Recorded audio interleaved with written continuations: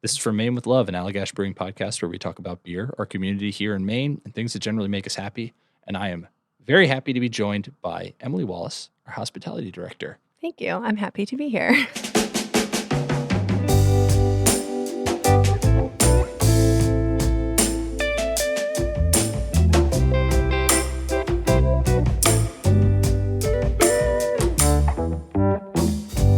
Yeah, thanks for coming.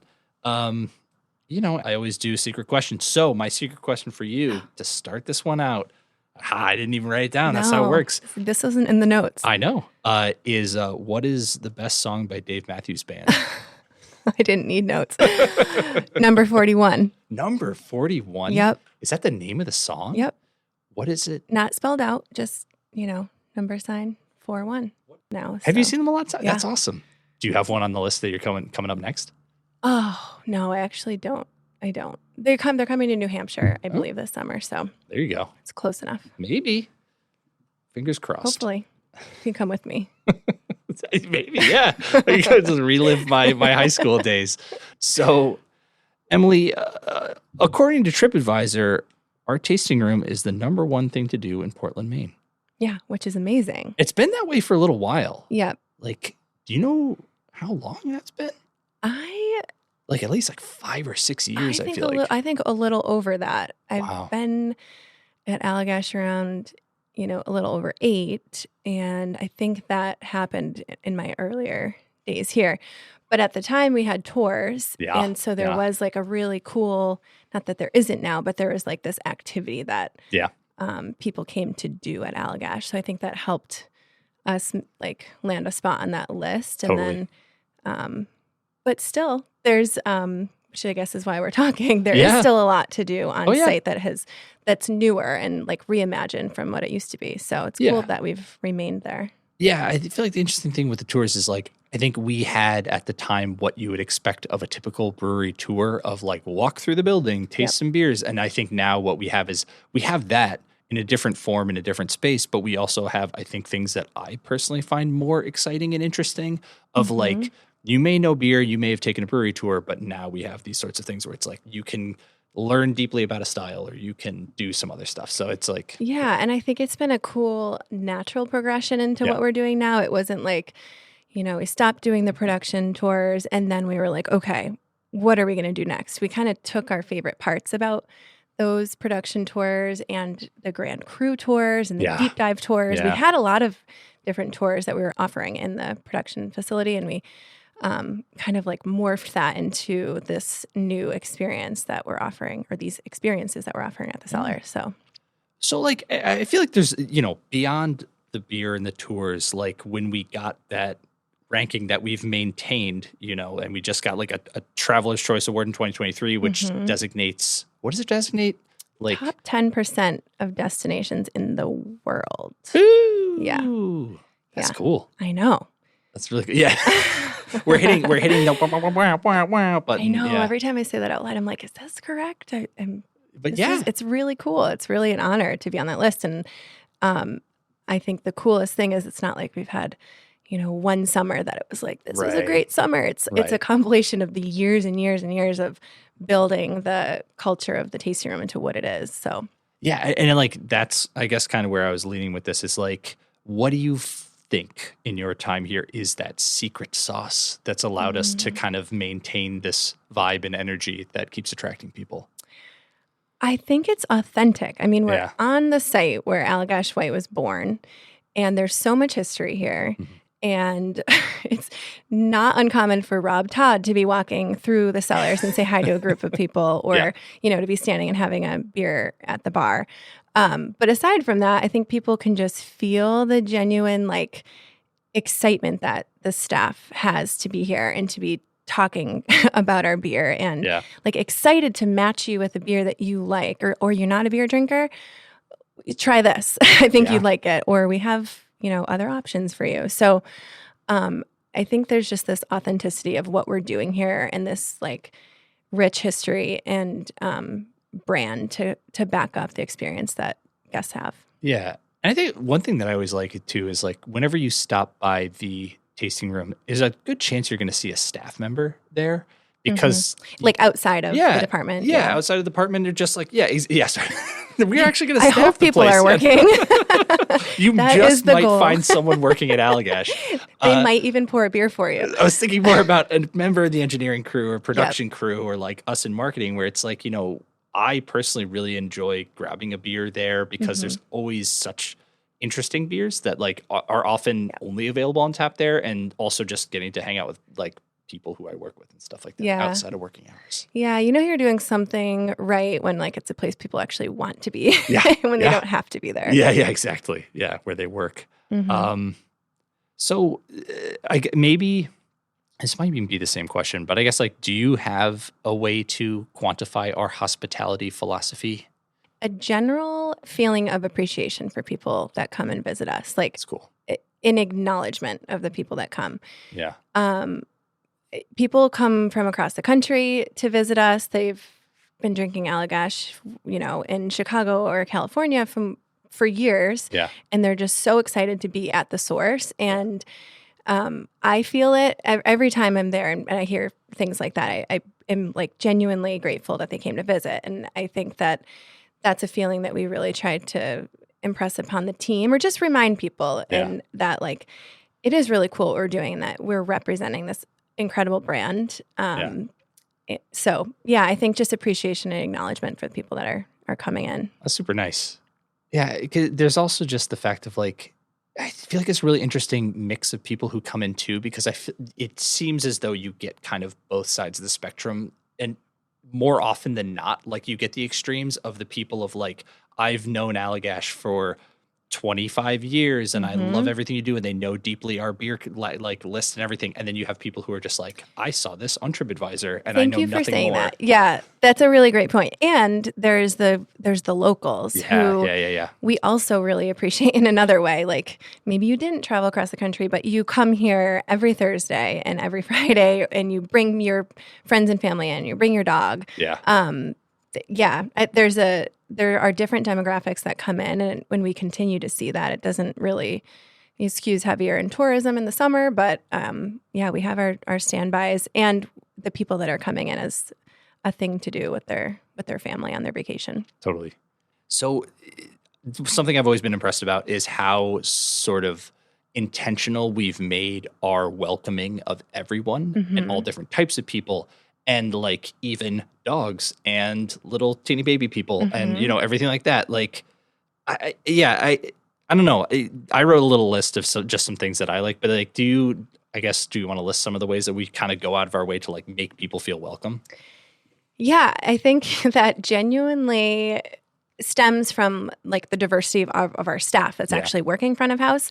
We have people who are cat lovers. We have people that are super dog lovers. Yeah. And one person who comes into work and fills his pockets with milk bones to give out to dogs during the day. Yeah. I'm not kidding you. That happens on a regular basis.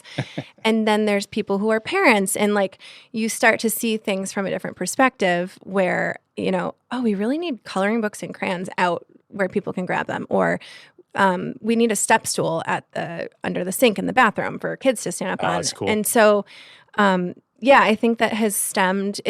Part of it's very intentional, but it also comes from our team, just like looking at things from a different lens. Because I think the one thing that also I really have appreciated is like the training that you've also equipped our front of house staff with, of like, not only are they kind of guided to be helpful to people, to be making people feel comfortable and safe, but they're like equipped to do that from like trainings and stuff like that of de-escalating situations. Because, we serve alcohol. Alcohol can heighten certain people's emotions at times, and sometimes those aren't good emotions. So, I regularly say to our staff that the most important thing to me is that they feel safe in their working environment, because if they feel safe and they're equipped to handle situations, it shows. They carry themselves with confidence. They're having fun. They're prepared to handle things that come up. So, the more training we can do, which of course is like really supported by the whole brewery and the culture that we have, but active bystander intervention and de-escalation training. And then we decided, we want guests to know that we have this training. Right. So we developed these posters, these awesome posters for our bathroom stalls that just say, if you are dealing with a difficult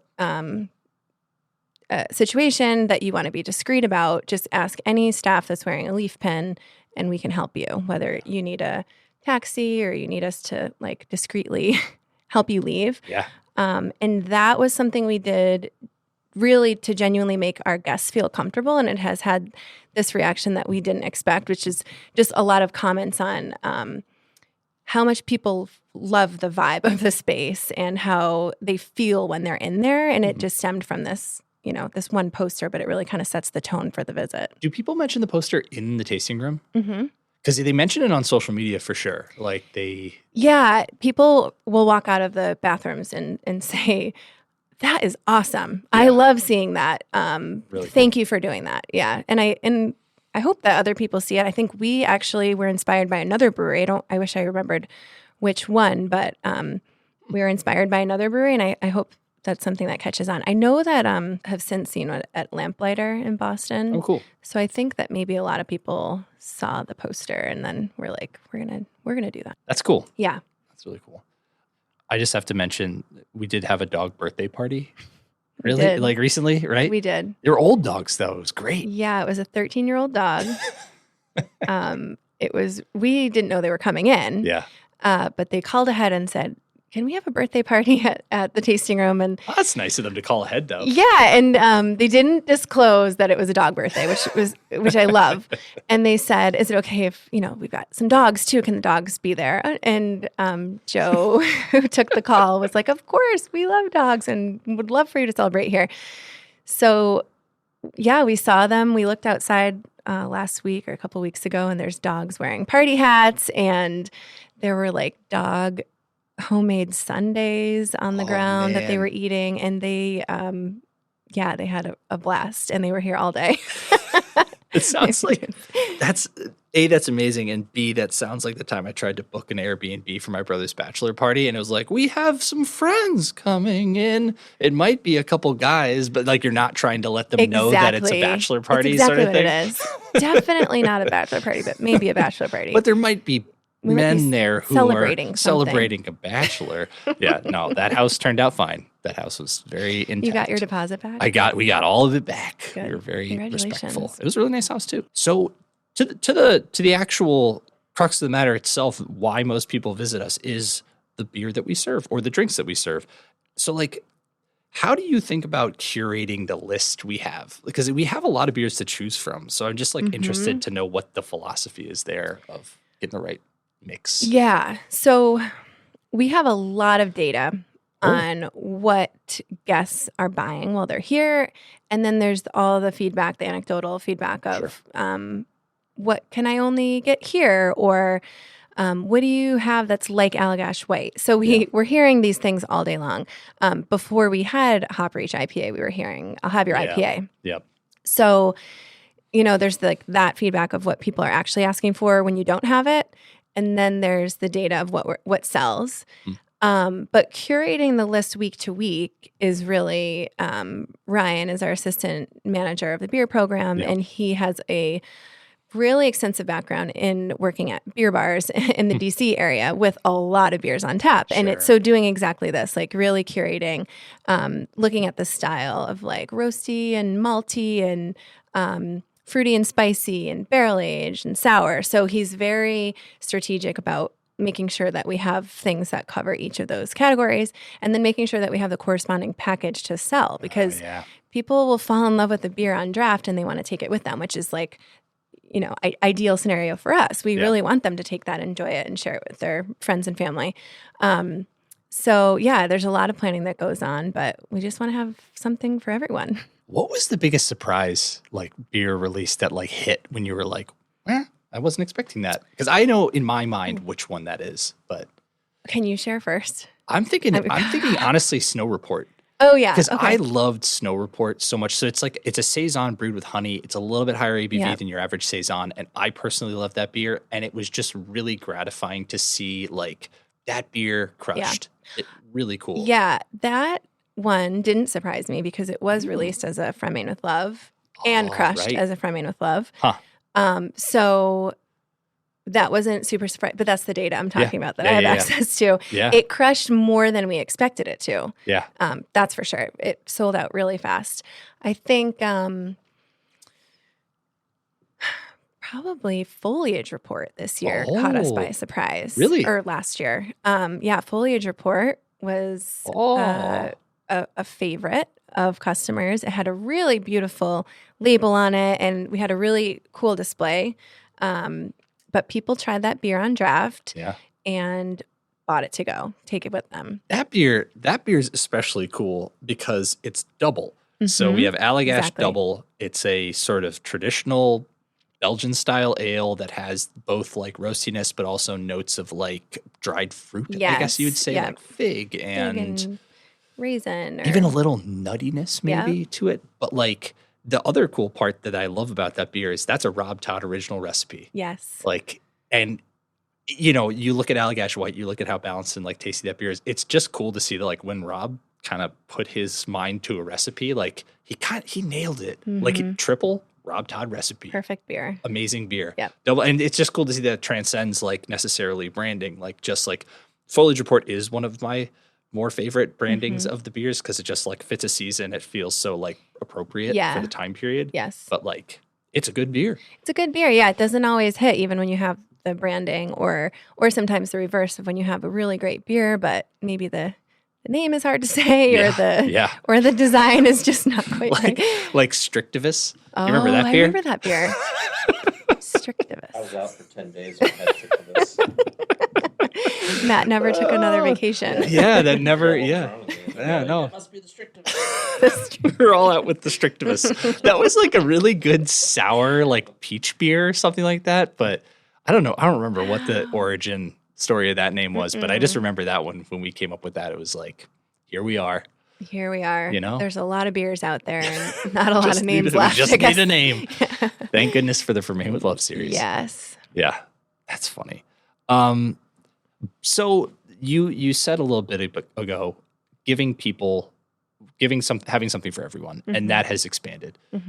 So we've added some extra offerings that are more than beer. Can you just like tell me about like the success of these extra offerings? Totally.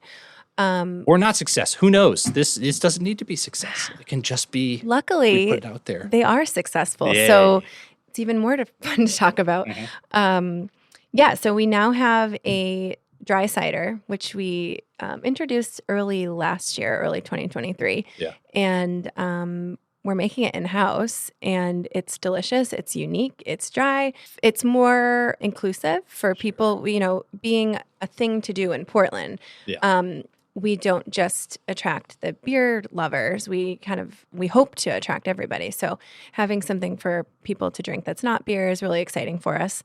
And we also now have a wild blueberry wine, which is a little bit newer.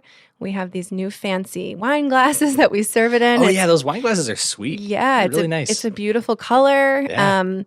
And it's fun to like, once you pour one, people kind of start seeing like, oh, what is that? And they come up and ask what people are drinking and order one themselves. But yeah, I think it's a little bit unexpected for us to be making these different products. Yeah. I have a question about the cider specifically. Like, do people really still ask like, oh, is it dry? Or like, I hope it's not sweet. Is that still a thing? Not really. Okay. No. I didn't know. We only have one. Right. So it's not like between the two, which one is more dry or which one is right. sweeter.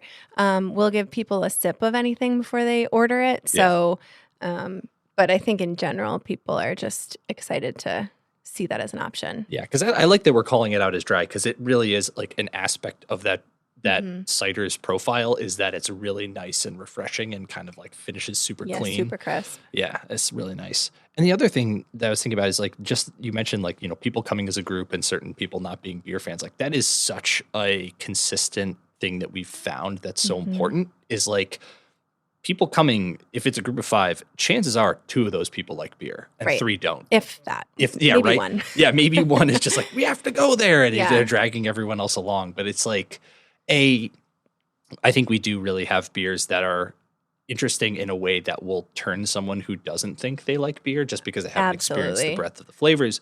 But also, like, it's just cool to have wine. Yeah. It's cool to have cider. Absolutely. Yeah, we're spending less time convincing wine drinkers that like, really, try this sour. I think you'll like it. And not to mention, we have a really long non-alcoholic beverage list of just some seltzers that, people are really enjoying, lemonade for the kids. So we've got some extra options there. So, I mean, that is very cool about like non-alc options, and it's honestly like something we're thinking a lot about, which is very important. So expect more on that front soon. Very soon. And beyond that, people want to eat. Yes, they do. And I want to talk about Biting to Maine, but also I want to hear from your perspective. Like, we had a system previous to that of like, it's a rotating, food truck. And I don't want to like bash any food trucks because I think all the food trucks that came were awesome, but I just think logistically it sounded really difficult, unfortunately. Yeah. Yes. And I wasn't even scheduling them. And so just, communicating with food trucks, it's usually like one owner or there's partners that are running a food truck. So, they're in the truck working most of the day and then communicating at night. And so even just the communication was tricky. And we had really, really great food trucks, and it was really fun to have rotating options for staff as well as guests. But we formed this partnership with Bite to Maine quite a few years ago now, where they became like our permanent, I think it was Friday through Sunday, if not Thursday through Sunday food truck. Yeah. And they backed up this really cool Airstream that butted up next to our pergola. Yeah. And then it was just working so well. They're wonderful partners. The food is so good. The name kind of says it, Bite to Maine. Like it's a perfect match for who we are with a lot of visitors that are traveling from out of town. And they quickly became a permanent food vendor for us. And it's just been really awesome having them here. Their lobster roll is phenomenal. Yeah, one of the best in Maine. Yeah. Awarded. Yeah. And I've always really liked that too, that like we have been able to offer kind of what we show as the idyllic taste of Maine on like our website and our communications of like that Allagash white and of like fresh lobster roll. And you can come to the tasting room and like have that. I think it factors into this TripAdvisor experience of like kind of this is what you think about when you think about Maine, and when you come have it, it's like, oh, it's just as good as I imagined. Yeah, which is really what exciting. A perfect pairing. Yeah. Not to mention how dang good those two things are together. Yeah. But yeah, I think that back to the appreciation thing, people are coming here and they're spending time out of their vacation to come, to the source and have an Allagash white, and what a perfect thing to pair with it. Totally. So that's awesome. So I feel like the thing that I've noticed that has been really cool is the evolution of sort of our merch and the merchandise and stuff like that. Yeah. And like how has that evolved in recent years? Yeah. I think, back to Allagash having this like very well established brand and culture. Yeah. Established in Portland, Maine. Yeah. And then along with our marketing and like using outdoor imagery, we've really been able to play into that. And like even before I was involved in the tasting room, there's just been thoughtfully curated things that represent our company. And then in more recent years, I think just really applying the data that we have on our customers, like we have a really unique customer base. There's a really wide age range that comes in. About 50% men and women split. And we try to have a little something for everybody, or what we think everybody would like. Yeah. Also relates to the beer selection. Like, what are people asking for? What are they asking for that we don't have? What are the top sellers? Let's try to do more of that. Yeah. There's, I think, trying to use local makers, cool. Things that are made in Maine or at least made in the US, that have like this unique Allagash flair to it, has been working really well for us. That's awesome. And your background, I mean, prior to Allagash, is in clothing. Yes. Yes. A lot of retail. Yes. Yeah. So, do you find yourself pulling from that in certain small ways? Absolutely. That's really cool. I did kind of lean more into the merchandising realm of, displays and window displays and how to put product out. And how to put things on the shelves, and it's like my creative outlet. So that's awesome. Yeah, it's been really fun. Well, I mean, it's made a difference. Like I feel like the one example, and I've seen us do it now more and more, which has been really cool, is like these conscious displays. Like I think the Cool Ship display was probably one of the smartest things I've seen us do, because we took a beer that was very complicated and difficult to explain, and then kind of presented it in a way that was like, if you learn about one of these beers, now you understand all of them, and you actually see this array of beers in a way that makes sense of like, oh, this is that spontaneously fermented beer aged in bourbon barrels. This is that same beer that's been aged on locally sourced raspberries. Like, it made a lot of sense. You kind of understand the process behind it, and why the price point is where it is. Yeah. And the other thing we've learned is you can put things on a sign and explain them in words, but people really, it's kind of can be overwhelming if there's words everywhere. Yes. And people like pictures. So we, above that display, kind of showed the process of like how these beers were made. There's a picture of the Cool Ship, and there's a picture of someone picking fruit off of our trees in the orchard. So it says what it is without actually having to explain it on a sign. That's so good. And also on the merch front, one thing I definitely wanted to mention, just because I love it and I think it's so cool, is that we have a deck of cards that was actually designed by a member of our team. Yeah. So Steve-O, who is an artist and then worked on our packaging line, and he's the newest member of our hospitality team, which we're so excited about. That's super cool. He, just a very, very talented artist. I'm sorry. He greeted me the other day in the best way that I've ever been greeted, where I just was walking down the stairs and he was walking and he goes, "There he is." Just like, that's my favorite. You made me feel so special. Yes. That's what we, yes.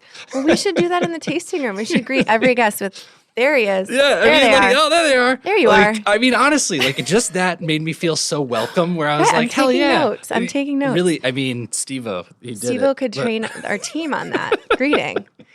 It just made me feel so good. I love that you said that. I'm so glad we have somebody like that. I know he's that way, but that just makes you feel so welcome. I think he's awesome. That sums him up. Yeah. But aside from making you feel so seen. Yes, thank you. Yes, very seen. His art is incredible, and he designed these playing cards that have been one of our top selling items. Really? Yeah, it's just they're really unique. I mean, I don't think if you surveyed people, I don't think anybody would say, "I need a new deck of playing cards." But it's one of those things you see, and you can't get them anywhere else, and they're very uniquely Allagash branded. And there are some just because I was there while we were putting them together, there are some decisions we made of even down to the different number cards. Like you think of the 3 of hearts.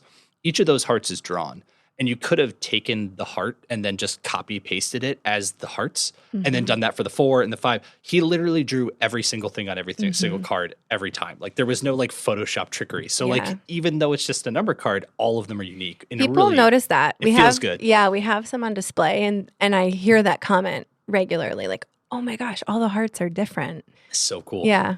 Yeah, and it makes a difference. In the moment, you're like, "Oh, this is kind of time consuming," but then you really feel it once you're actually using those cards. Yeah. So. But what's so fun too is when you hit on something like that, we're just gonna keep it for a long time. It's classic. Yeah, those are great, and they're good cards too. They're what are they, bicycle or something? Yeah, that's awesome. This one is interesting. I'm interested to hear what you say about it, because I don't really fully know. Is how have customer expectations changed in your time since you've been here? Well, when I started, everything was free. So no difference really. How long do we have? Yeah. So people came in and you get a free flight of beer. Yeah. And that was it. You got 4 tastes of beer, and you didn't get an option. It was the 5th tap. Oh, yes. Okay. So if you secret. knew about it, yeah, you knew to ask for the 5th tap, there was a 5th option. So you could get a 5th taste of something. But then that was it. And you had to leave. You couldn't get another flight. You couldn't get a full pour of something. We chased you out. We kicked you out and said, "Come back again tomorrow." But that was actually my first time. I visited Allagash as a customer with that experience. And it was really fun. It was I think it was a Farm to Face release day. Whoa. And that would have been a big deal. Yeah, it was a huge deal. It was so fun. And that was the day I was like, I want to work here. That's cool. And then aside from the free flights, we did free tours all day long. So you could book a tour, family friendly. You got this really cool behind the scenes look of the brewery. So how have guest expectations changed? Well, through then there's been a lot of evolution of, okay, we can serve pints, but we have 4 beers on tap still. Right. And then I think we went to maybe we had 6 beers on tap. Yeah. And then, I don't know. Now we have anywhere from 16 to plus wine and cider, plus can and bottle pours. Yeah. And then in the summer, a separate can bar with different options. So That's right. I think guests now expect to be able to taste a wide array of beers that you can only get at the tasting room, because that's what we just heard from people. Yeah. What can I only get here? Which is really interesting because a lot of times they come and they've only had Allagash White before, but while they're at the brewery, what can I only get here that I can't buy elsewhere? So that's by far the number one question we're answering. And That makes sense. we have a lot of offerings for those people. We definitely get the IPA question, Yeah. or the person that's like, I only like IPAs. Right. And we have beers for those people. We've had IPAs released within our From Maine with Love series. We have Hop Reach, of course. We have other beers that lean hoppier. So kind of once you start talking and you engage with those people, you can kind of extract like, okay, what do you also like? Yeah, sure. Maybe you do like IPAs, but maybe there's other things that like, oh, you also. What about them do you like? What about them do you Yeah, like? yeah. So I think we have such a variety that even though we don't have a ton of IPAs on tap, we can find something that people really do enjoy and end up surprising them with it. Yeah. That's awesome. So that's the last thing that I just wanted to ask you is like, and you kind of answered it in various different ways, but I'm interested to ask it anyway. If there was one thing you'd want people to take away from a visit at Allagash, what would that be? Well, I think I gave you a different answer earlier, or this answer to a different question earlier, which is I really want, and our team really wants people to just feel appreciated and acknowledged for coming to visit us. But I think more than that, or really what is behind that is we're a pretty big brewery on the list of top breweries in the United States. And I think people pull up and they're really surprised to see we're actually kind of smaller. Yeah. Yep.